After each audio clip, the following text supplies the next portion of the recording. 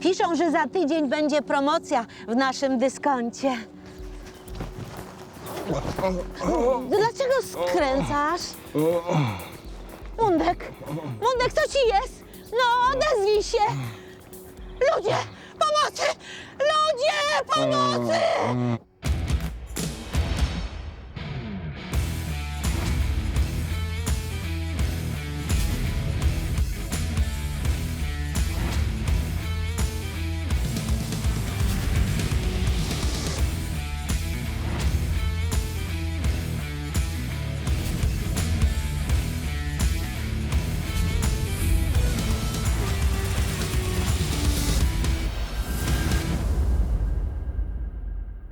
Dziś w odcinku Marta pomaga starszemu małżeństwu. Znalazłam Co? fundację, która pomoże tym starszym ludziom. Ziutek popada w kolejne kłopoty. Ty symulancie! To ja się za tobą zwijam, na każde wyzwanie jestem, a ty mi takie numery? To się na pewno da jakoś wyjaśnić, prawda, panie Ziutku? Bernadetta i Beton podejmują ważną życiową decyzję. Chcesz się mnie pozbyć?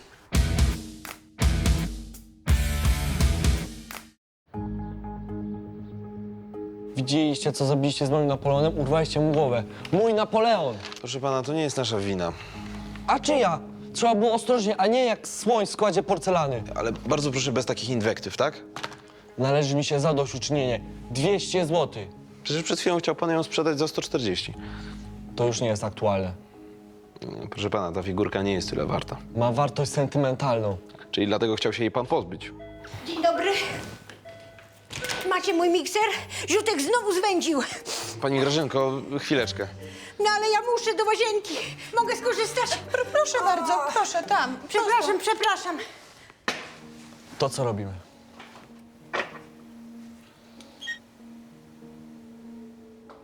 Proszę pana, to od razu widać, że to jest klejone, tak? Chyba pan sobie żartuje. Mam tą figurkę od nowości. Chcecie się wykręcić. Proszę pana, ja tu mogę zaraz zawołać rzeczoznawcę, tak? Ale jeżeli się okaże, że ja mam rację, to pan zapłaci za jego pracę. A ja mogę zadzwonić na policję. Nie pierwszy raz mieliśmy klienta, który próbował oszukać nas, pozbywając się uszkodzonego przedmiotu. Oczywiście i tym razem właściciel bezgłowego Napoleona nie wrócił z policją. Dzień dobry. Co za spotkanie? Czy my się znamy? Nie. Ale podobno mamy bolidy. Co ja bym dała, żeby mieć sprawne nogi? Nie mogę podjechać. Sił już w rękach nie mam. Ale ja mam. No przecież nie weźmie mnie pan na hol. Zaraz coś zaradzimy.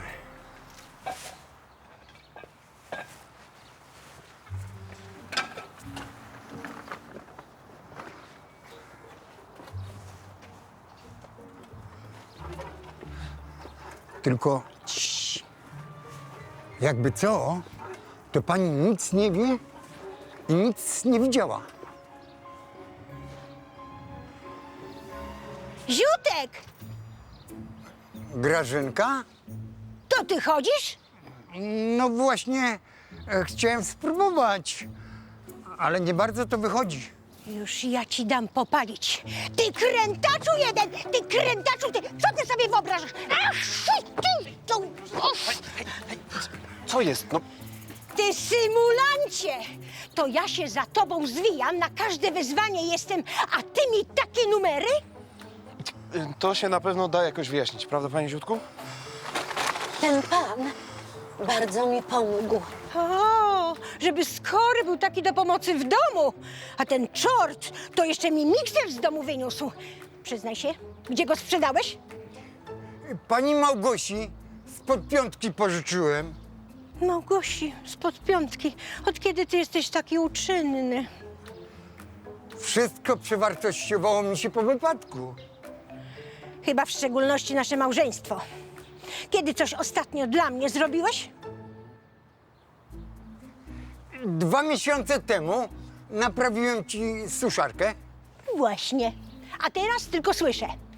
Grażynko, podwyśmy tu, Grażynko, podwyśmy tam, tu mnie boli, tu mnie strzyka, tylko Grażynko i Grażynko. Przecież wiesz, że mnie nogi rwą.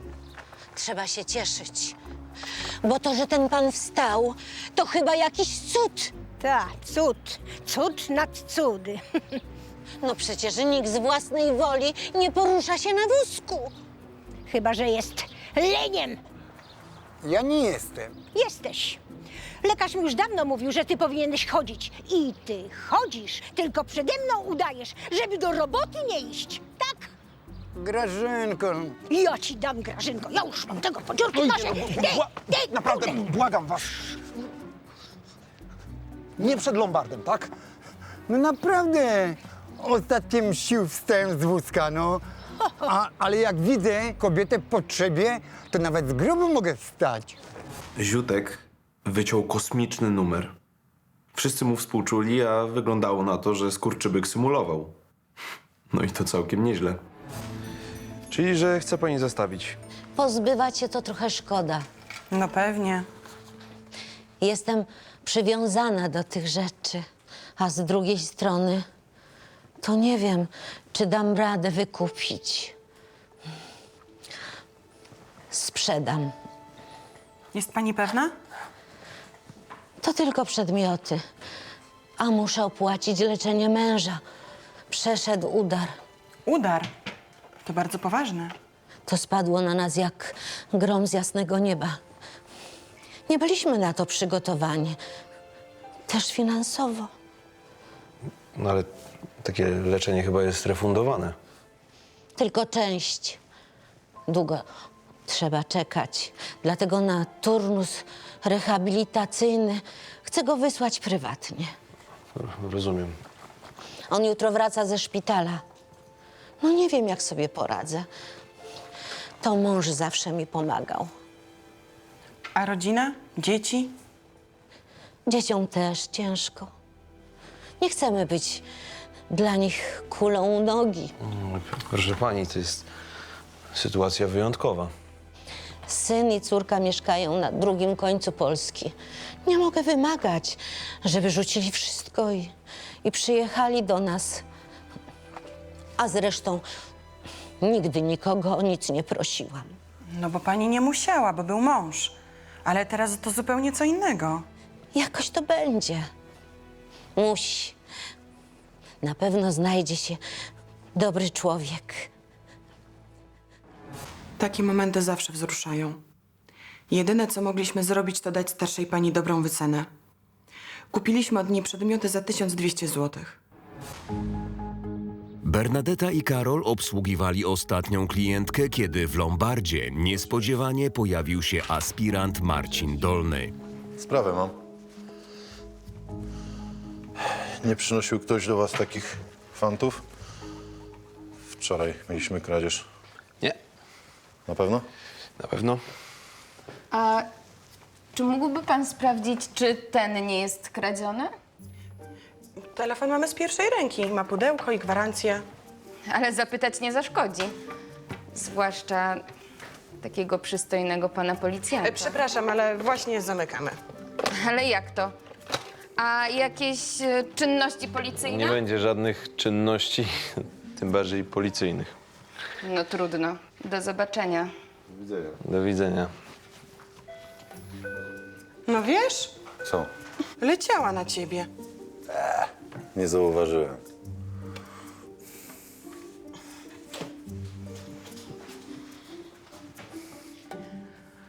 W ogóle to nie musisz szukać pretekstów, żeby tutaj przychodzić. No, ale do kina chciałem cię zaprosić. Do kina? Do kina? No to nie można było tak od razu? No można. To pójdę po kurtkę. Leć. Marcin robił jakieś dziwne podchody. Wyglądało to tak, jakby wstydził się ze mną umówić. To co? Ja się tylko przebiorę i lecimy do kina. Na jaki film? Bo ja wiem, jakaś komedia romantyczna czy coś. No wiesz, ale ty jesteś... No co? No tak na odwal proponujesz. Oj, Benia, na odwal, no ja nie wiem, jakie filmy lubisz. No nie wiesz, a zapraszasz. Jezu, Benia, no chcesz do kina czy nie? No nie. Wolę zostać. No i co? Kolacja przyświeca? Masz świecę? A mam. No i super. Czekaj. Tak? Dobra. Dobra, to już lecę, no. Na razie. Cześć. Muszę lecieć do roboty. O tej porze? Zdarzenie mam. No, ale co ze mną? No chyba nie, no. Nie wiem, zostań. Czuj się jak u siebie, no. Naprawdę muszę lecieć. A.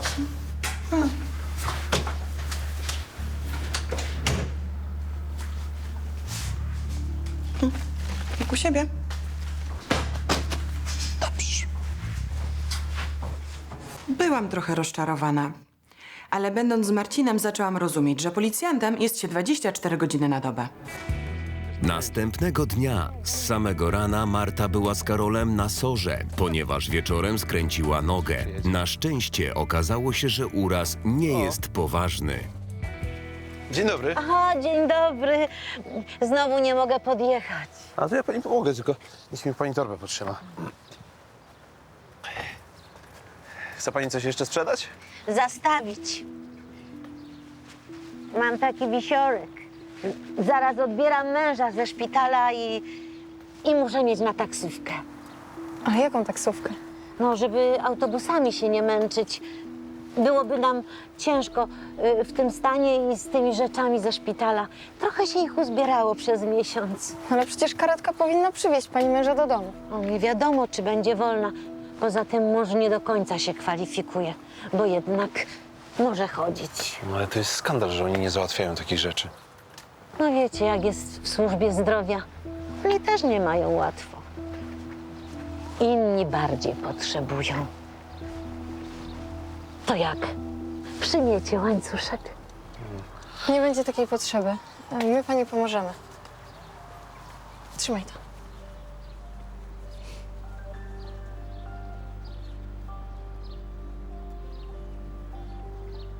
Halo? No cześć, tatuś. Możesz przyjechać pod Lombard? Marta od razu zareagowała i wkręciła w pomoc swojego ojca. Kiedy pan Kazimierz przyjechał po Martę do Lombardu, to zamiast jechać do domu, pojechali z klientką po jej męża do szpitala. Cała Marta. Jak tam życie? Ładny? Dostałam od Marcina. O, Ej, popatrz.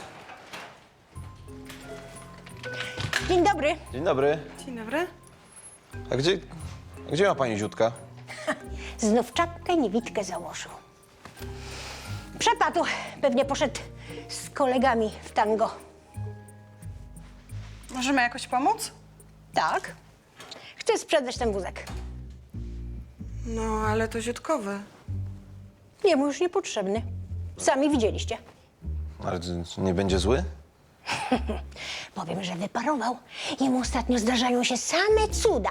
Cuda nad cudami. Żeby tylko nie zaczął zamieniać wody w wino. Muszę się odkuć. Przez drania straciłam 300 zł. Ale on do nas nic ostatnio nie przynosił. Nie o to chodzi. On dawno już chodził, tylko ściemniał. Na rehabilitację chciał. Ale dlaczego? Bo rehabilitantka. Piękna, zgrabna i powabna. O, drań jeden. Ile dajecie za ten wózek? Wie pani co, momencik, muszę sprawdzić. No. Na pewno na nim nie stracicie. Mogę dać 80 zł. Mało. No, ale pani Grażynko, no takie używane wózki to chodzą po 150-180 zł. No to chociaż 100. Na pewno na nim zarobicie. 80, to nasze ostatnie słowo. No dobra, nie będzie. To może ja wezmę ten wózek. Proszę. Pan Ziutek i pani Grażynka już i tak mieli w Lombardzie taryfę ulgową. Nie mogliśmy za każdym razem iść im na rękę. Kazimierz i Marta przywieźli ze szpitala panią Jadwigę i jej męża, który przeszedł udar mózgu. Serdecznie dziękujemy. A, nie ma za co, proszę pani. Jest. Nie każdy postąpiłby tak jak państwo. A poza tym pani jest kontuzjowana. Nic mi nie będzie. Zresztą w porównaniu do państwa to... Gdybyśmy wiedzieli, to zrobiłabym jakieś zakupy. A tak, to nawet nie mam czym poczęstować. Pani Jadwigo, to naprawdę zbędne. Straszny bałagan. Żona sama nie może, a ja sam też nie jestem w stanie ogarnąć tego wszystkiego. No, nic nie szkodzi. No a dlaczego państwo nie skorzystacie z miejskiego ośrodka pomocy? No już nas pomogli, nawet zbudowali podjazd dla wózka razem ze spółdzielnią i sami sobie musimy radzić. A teraz będzie tylko gorzej. No, sąsiedzi? Każdy ma swoje życie. Słabo się znamy tylko tak na dzień dobry. Ludzie się zmieniają w mieszkaniach. Młodzi nie zwracają uwagi na starych. No, wiem. No takie pokolenie, proszę pana. Ale na córkę to nie może pan narzekać. Ma złote serce. No, wiem. Staraliśmy się z Becią jak najlepiej wychować nasze dzieci. I to się chyba udało. Szczególnie w przypadku Marty.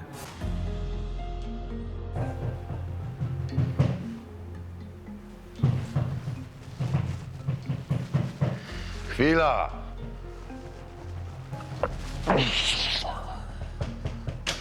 Czego tak walisz? Śpisz. Niedźwiedź jakiś. No, ale widać rękę idealnej pani domu.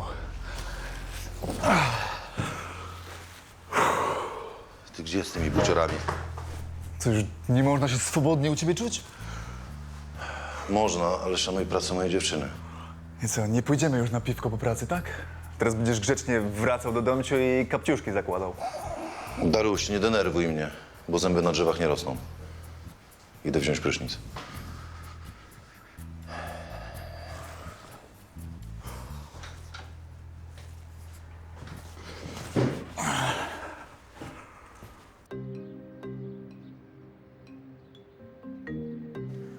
Wiem, że to używka, ale proszę was. Muszę opłacić warunek. Potrzebuję 350 zł. 330. Błagam. Wyrzucą mnie z uczelni. No co mam powiedzieć rodzicom? Już tyle we mnie wpakowali. No dobra, Dzięki. dowód osobisty poproszę.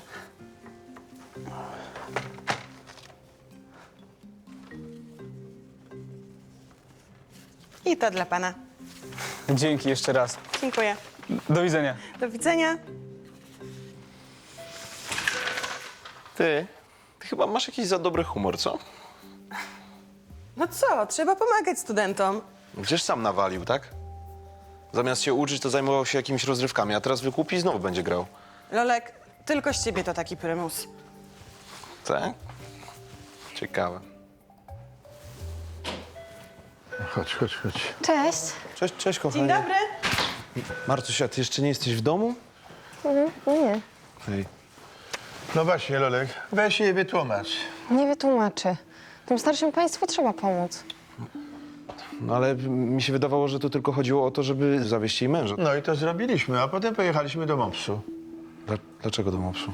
No zgłosić całą sprawę. No trzeba im pomóc. Ten starszy pan jest w strasznej formie. To i tak cud, że wyszedł z tego udaru, bo już by było po chłopie. No tak, ale przecież i tak nie może pchać wózka, ani sprzątać, ani zrobić zakupów. A pani Jadwiga nie da sobie sama rady. Trudna sprawa. Tato, Tak. no musimy coś zrobić. No coś wymyślimy, no. Córcia, tato wziął dokumenty, teraz jedzie na spotkanie. A teraz zabieram cię do domu, musisz wypoczywać. Doskonale. O właśnie, Lolek, weź pomóc, widzisz, jakie są warunki. Marta doskonale wiedziała, jak owinąć sobie ojca wokół palca. Już nieraz wykorzystywała tę umiejętność, żeby komuś pomóc. No a przecież sama trochę potrzebowała pomocy.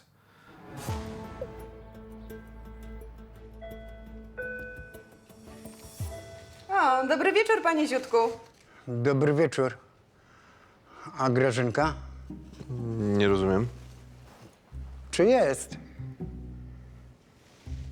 Nie. Nie robicie mi balona? Dlaczego mielibyśmy pana robić w balona? Bo Grażynka wam pewnie nagadała. Jej wierzycie. A co? Nie odwiedzał pan rehabilitantki bez powodu?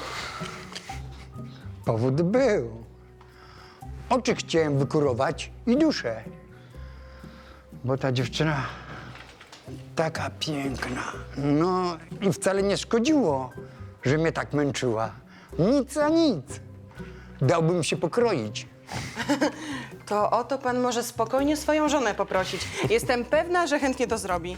No, może przesadziłem, ale mnie też się coś należy od życia.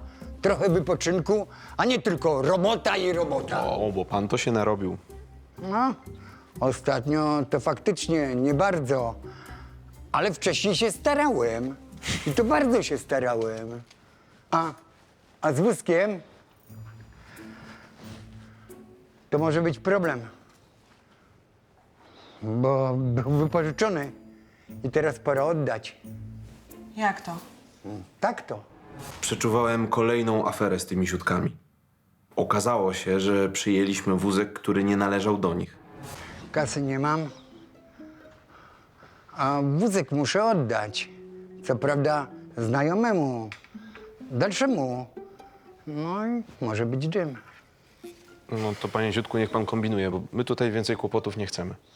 Ale ja nie chcę z domu znowu wynosić sprzętów Grażynki. No, słusznie. I tak była afera, jak wypożyczyłem sąsiadce jej sprzęt. No, to ona mnie oskarżyła, że robi jakieś machloje. Widocznie miała ku temu podstawę. To może u was mogę odrobić. Nie, panie Ziutku, my nic dla pana nie mamy. Szkoda, no. Z panem Ziutkiem to zawsze były jakieś numery. Wyglądało na to, że po raz kolejny będzie musiał wypić piwo, którego naważył. No biegnij! Gdzie jest mój wózek?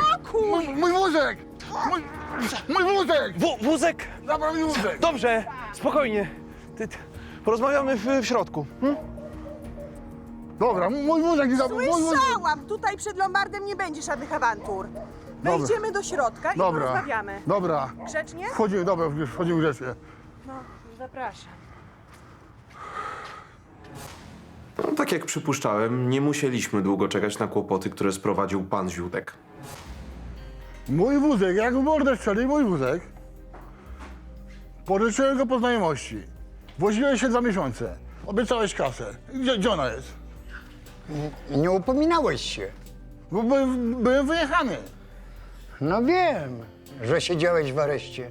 Siedziałem, nie siedziałem, umowa jest umową. Wykorzystałeś, żeby nie zapłacić. Dawaj kasę. Był utrudniony kontakt. Ale już jest kontakt. Zabrałem wózek Matury, bo obiecałeś kasę. 2 miesiące się woziłeś, ona u ziemiana w domu siedzi. Dawaj szmal. Nie ma. To zabieram wózek. Nie, zaraz. Lombard bez zapłaty wózka nie odda. Zgłoszę kradzież na policję. Przed chwilą pan powiedział, że pan wózek pożyczył, tak? My jesteśmy świadkami. Oszuści i złodzieje jesteście. A z tobą sobie pogadam sobie jeszcze. Nie będę miał życia. To koniec. Pomóżcie. Dobra. Niech pan go zawoła.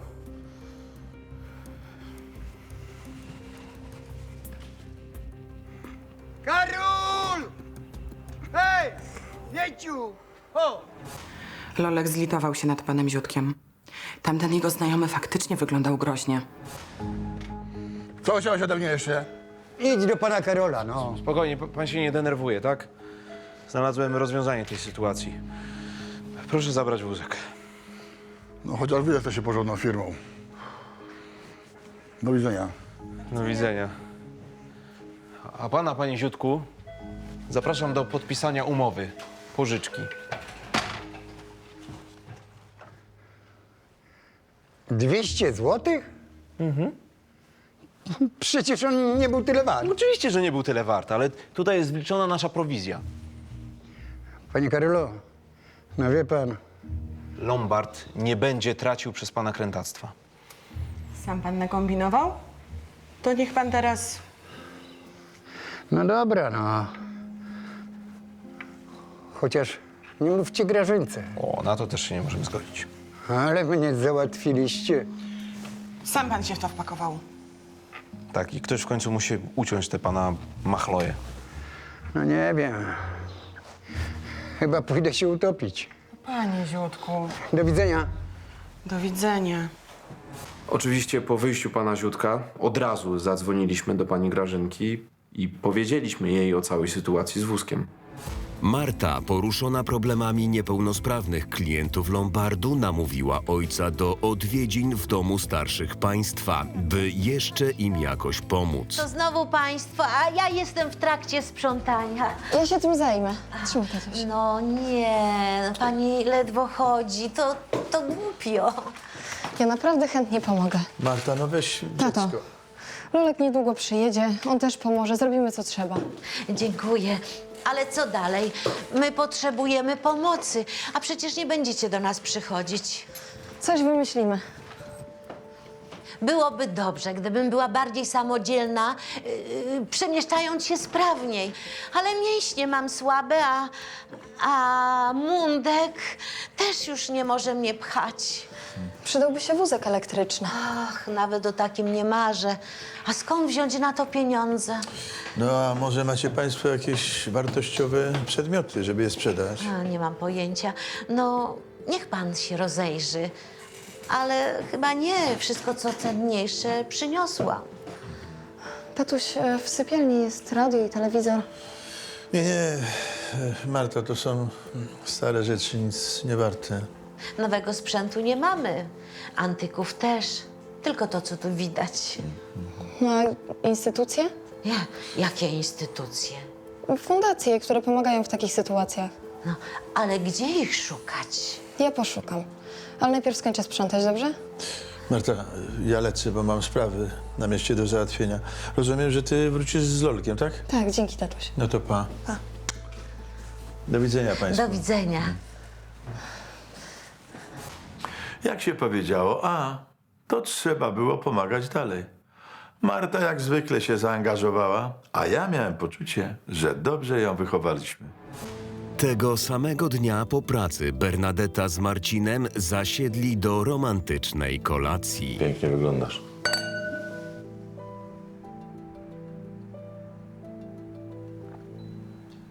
Już to kiedyś słyszałam. I źle to się skończyło. A właśnie, że dobrze. Dla Hofera za wysokie progi.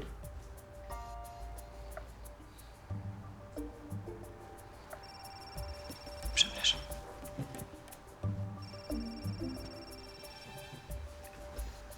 Mama. Tak? Nie, wszystko w porządku. Jestem u Marcina. Nie, nie wracam dziś na noc. Tak, wiem, że to nie mój dom. Nie, mamo. Proszę cię. Muszę kończyć. Przepraszam. Spoko. W sumie to się nie dziwię twojej mamie. Nigdy nie wie, kiedy będziesz w domu, a kiedy nie. Masz tam swoje rzeczy. Chcesz się mnie pozbyć? Nie no, Bania, no co ty? Chciałem ci zaproponować, żebyś tu zamieszkała. Co, nie chcesz? Nie no, chcę.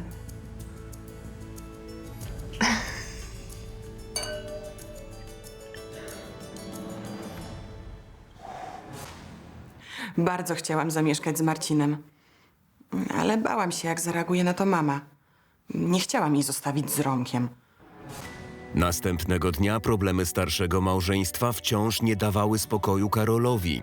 Nawet będąc w pracy, starał się znaleźć dla nich jakieś rozwiązanie. Wiesz co, znalazłem używane wózki elektryczne. No to świetnie. No, nie do końca. Najtańszy używany model kosztuje 2000 zł. Pokaż.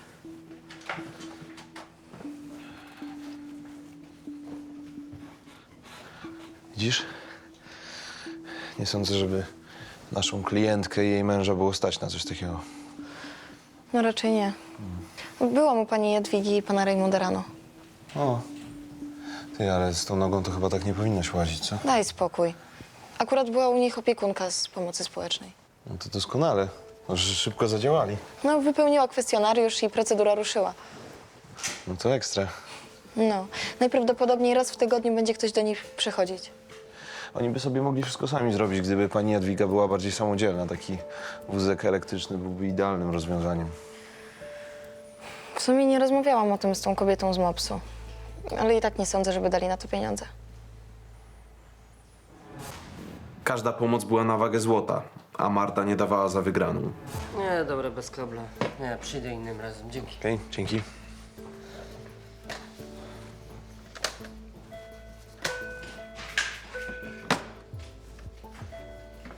Dzień dobry. Dzień dobry. Dzień dobry.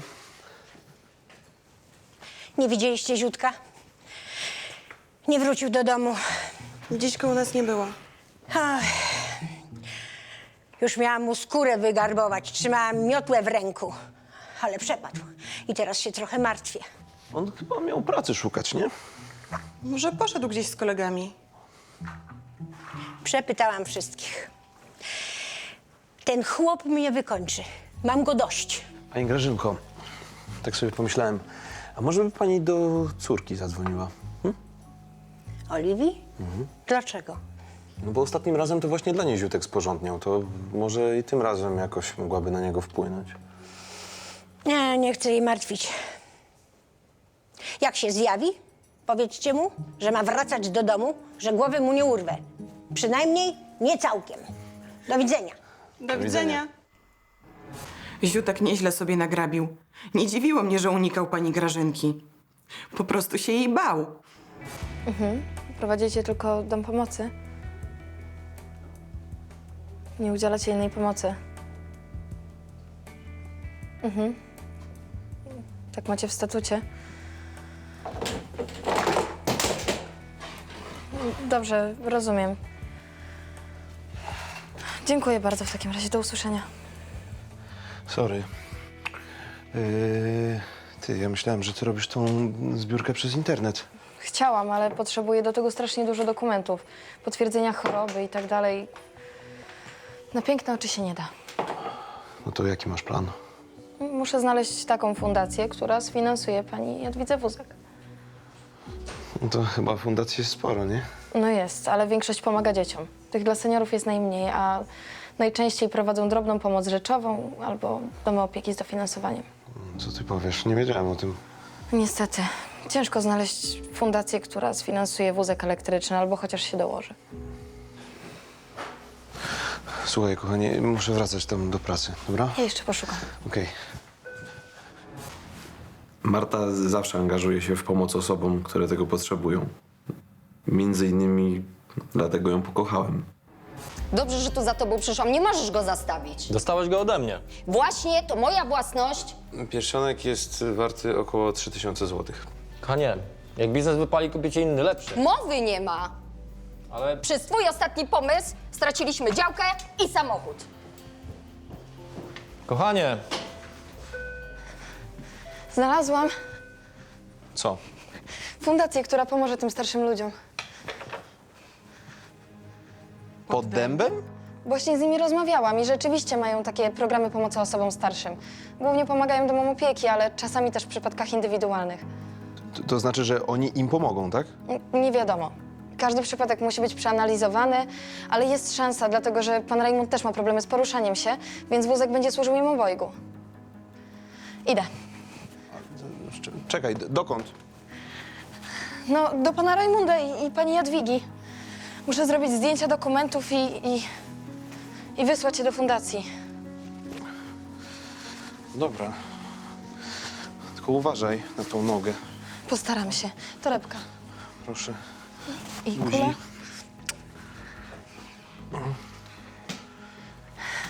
Telefon. Powodzenia. Cześć. No, papa. Miło było patrzeć na Lolka i Martę. Byli radośni, zakochani i energiczni. Też bym tak chciała wyglądać z Marcinem. No ale najpierw musiałam się dogadać z mamą i bratem. Bernadetta przyjechała do rodzinnego domu, żeby powiedzieć matce i bratu o decyzji, którą podjęła z Marcinem. Jak to się wyprowadzasz? Chcę zamieszkać z Marcinem. A on tego chce? Sam to zaproponował. Chcesz zostawić mnie? Nie. Po prostu chcę żyć normalnie. Tak jak każda kobieta w moim wieku. Chcesz uciec, zostawić mnie na pastwę losu. Mamo, ja też mam prawo do szczęścia. Dobrze. Idź. Porzuć nas. Zapowiadałaś zresztą, że tak będzie. Mamo! Pięknie. Tak to nawet ja matki do łez nie doprowadzę. Bo to wszystko przez ciebie. Przeze mnie? Tak, bo ty nic nie robisz i mama się boi. Ja też. Takie odejście może mieć konsekwencje. Jakie? Na przykład finansowe. Jak ja mam utrzymać gospodarstwo, dom? No to trzeba iść do pracy, a nie tylko pić. Cześć, Romek. Ja się po prostu martwię. Zauważam problemy. No to co? Przyjdź się spakować.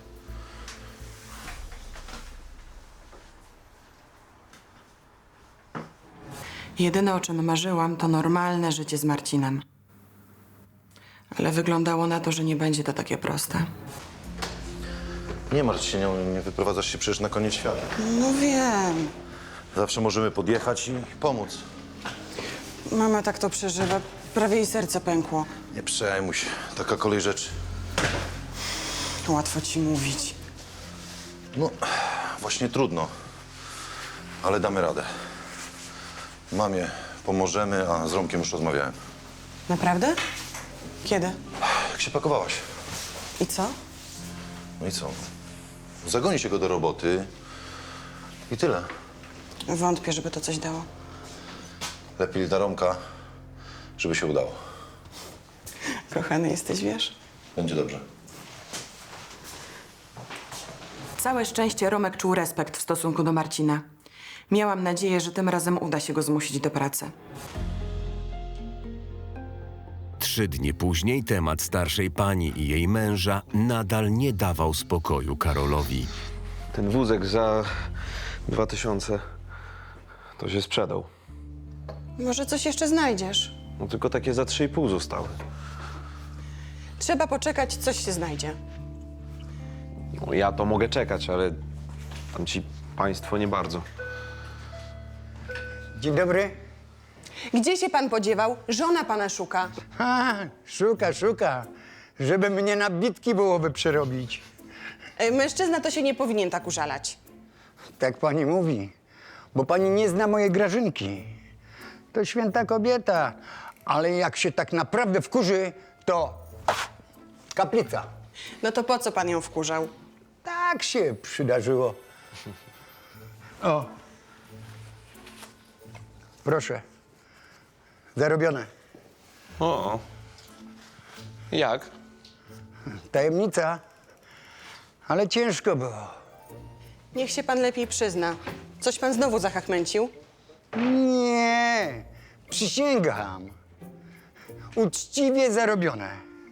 No to, panie Ziutku, jak ciężko i uczciwie, to po co ukrywać? Bo ze śmieciarzami jeździłem. No co, no? To pierwsze, co mi się trafiło, no. Na budowie w zimie ciężko. Oni szukali, to wziąłem, no. Ja żadnej roboty się nie boję. I słusznie. Żadna praca nie hańbi. Pan Ziutek szedł do pracy tylko wtedy, kiedy był pod ścianą. Może przyciśnięcie go to była najlepsza metoda. Kwiaty niech pan żonie kupi. O. Zostało panu coś z wypłaty? Tyle co zwykle. 2 dyszki. No, to idealnie będzie na róże.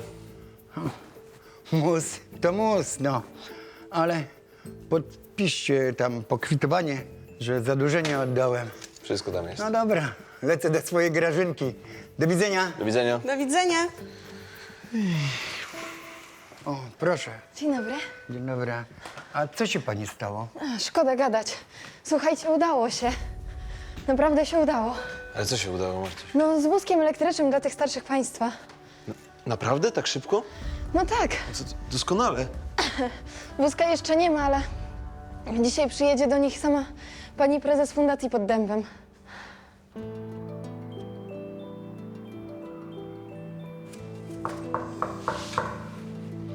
Chwileczkę!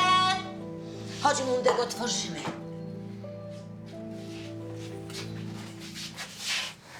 Dzień dobry, jestem Erin Domska z Fundacji Pod Dębem. No, naprawdę pani przyszła? Naprawdę, tak jak obiecałam. Zapraszamy. Dziękuję bardzo. Chciałabym porozmawiać o sytuacji, zweryfikować zgłoszenie i państwa potrzeby. No, my ze wszystkim sobie jakoś poradzimy. Byle tylko móc z domu wyjechać. Wszystko będzie dobrze. To naprawdę dostaniemy wózek? Tak za darmo? No, od darczyńców, bo to od nich fundacja ma pieniądze. To szlachetnie z ich strony. Tak, bo od swojej strony robimy wszystko, żeby oszczędzić cel zbiórki po weryfikacji. A kiedy możemy liczyć na ten wózek? No to państwo muszą być trochę cierpliwi, bo zbiórka i jeszcze procedurę potrwają, ale na pewno dostaniecie. Mój Boże, słyszałeś, Mundek?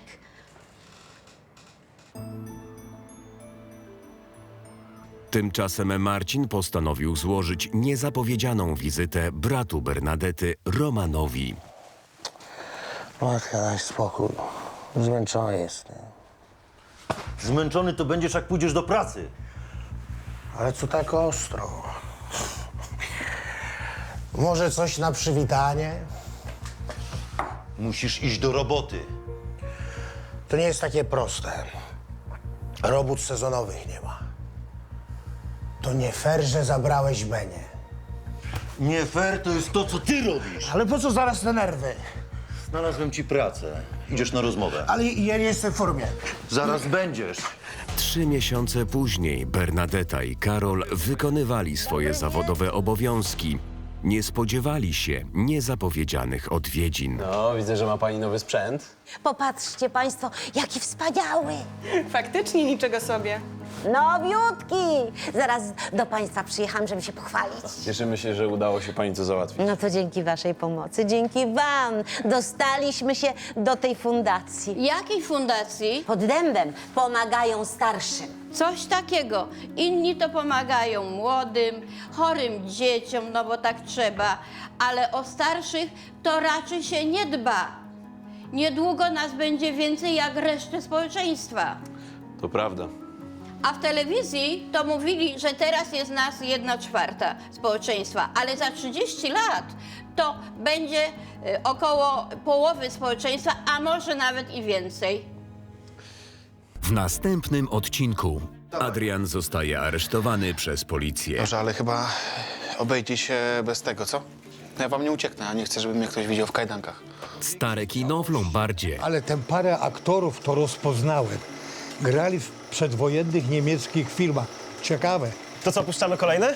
Koniecznie. Muzyk emeryt szuka swojego instrumentu. Czy jest mój gitar? Moja córka znowu mi go zabrała. Więcej informacji o serialu na naszej stronie, na Facebooku i Instagramie.